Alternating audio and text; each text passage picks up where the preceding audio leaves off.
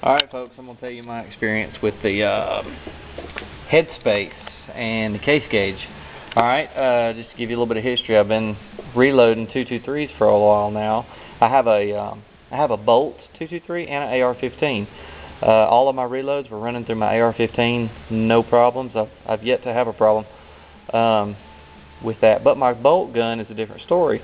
Some of my reloads would be too tight in the chamber, and could not figure out why. Well, here's the deal.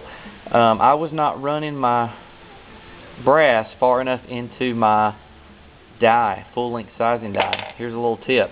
When you size that, they talk about screw it down till it touches the shell plate.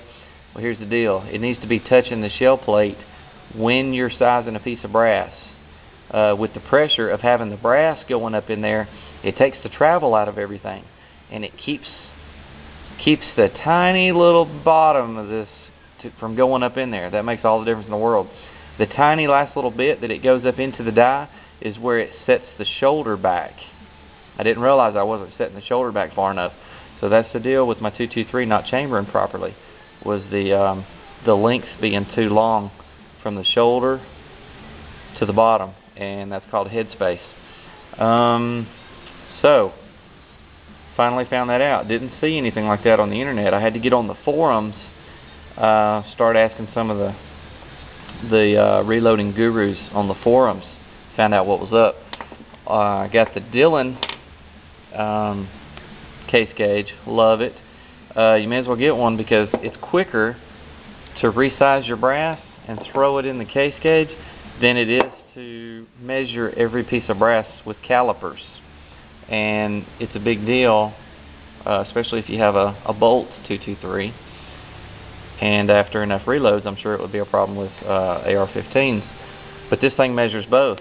The top end, this measures the headspace from the shoulder way down in there to the end, and it has a high and a low, and it's supposed to be between the two. And you can see easily enough by eye if it's right. The bottom, there again, high and a low, will tell you if the neck needs to be trimmed.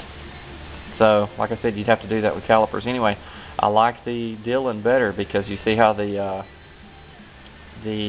groove is offset to one side. The L.E. Wilson is right dead in the middle, runs right through the middle of the brass. Well, what I don't like about that is you're comparing the brass to two high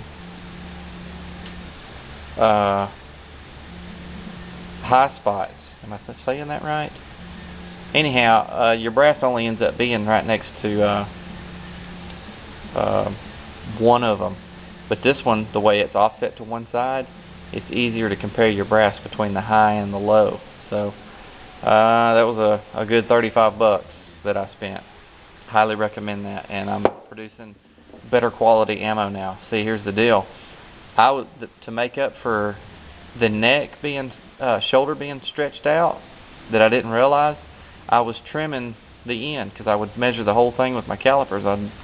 Whoa, okay, this one needs trimmed quite a bit. So I was making up for that difference here by taking off extra here. So I was trimming my brass too much. And now that I'm sizing it right, they don't need trim near as much. I was having to trim every other case, roughly. And been out here tonight. These are my passes. These are my fails. So all of these do not need to be trimmed now that they're sized properly. These over here still need to be trimmed, but it's going to save me a ton of work. Wish I'd have known about this earlier. But anyhow, highly recommend going ahead and getting a case gauge.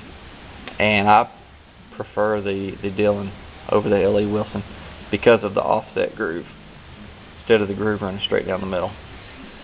But that's it. Talk to you later. Bye.